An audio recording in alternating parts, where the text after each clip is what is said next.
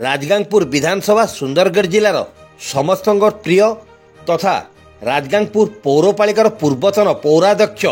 एवं वर्तमान नीलचक्र सभापति शशिरेखा सामल स्वामी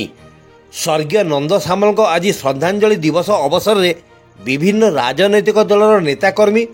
विशिष्ट शिल्पपति समाजसेवी स्वेच्छासेवी साधारण नागरिक तांकर लिप्ल स्थित बासभवन परिसर में श्रद्धांजलि कार्यक्रम में योगदान करथिले।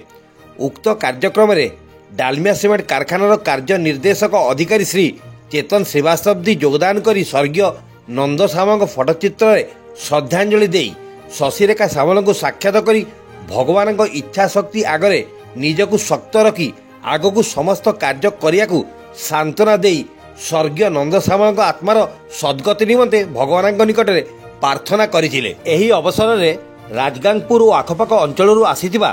जनसाधारण एवं तांकर परिवार सदस्य स्वर्गीय नंद सामल जीवनी संबंधी विस्तृत भाव में आलोकपात कर प्रभु श्री जगन्नाथ निकट में तांकर आत्मार शांति निमंते प्रार्थना करी तांकु चिरदिन स्मरण रखियाकू निज निजर मत उपस्थापन करथिले। सुंदरगढ़ जिला राजगांगपुर देवव्रत मित्र रिपोर्ट, क्रांति ओडिशा। विषय बहुत जल्दी हमको छाड़े कि नंद भाई चली गले यहाँ राजगांगपुर एक बहुत बड़ गति भगवान तांको परिवार को आपको सहीबार शक्ति दियंतु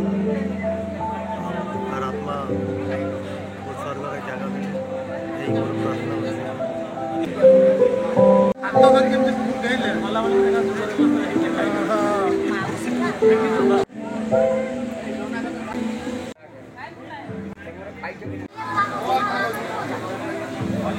धीरे